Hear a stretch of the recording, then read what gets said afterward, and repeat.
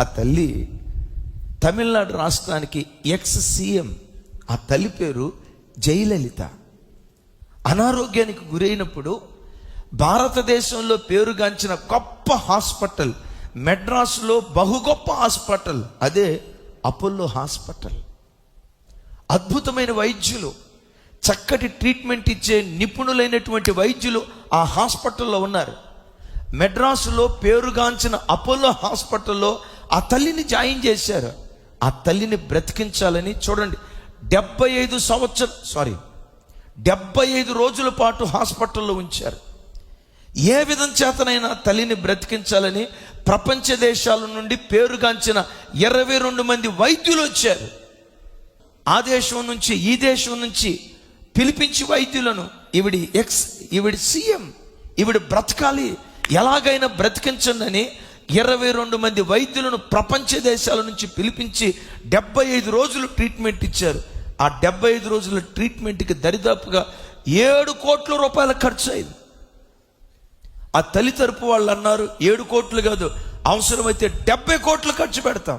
70 కోట్లు కాదు, 700 కోట్లు ఖర్చు పెడతాం, బ్రతికించండి. ప్రపంచంలో ఉన్న మేధావులందరూ కలిసి బ్రతికించాలని ప్రయత్నం చేశారు.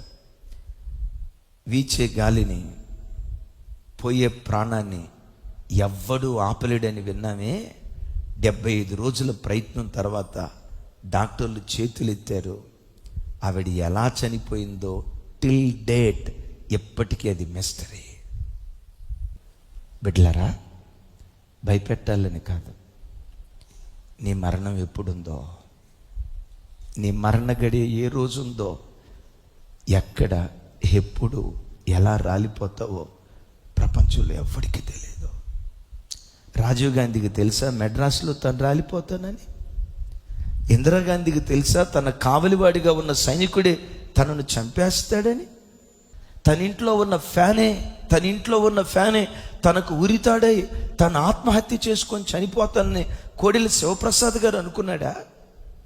అరే, ప్రజల కొరకు నేను సేవ చేస్తానని, ఆ ప్రజల కొరకు పరిపాలన చేయటానికి ప్రయాణమే వెళ్తున్న వైఎస్ రాజశేఖర రెడ్డి గారు అంత అకాల మరణాన్ని ఆ రీతిగా పొందుతారని తను అనుకున్నారా?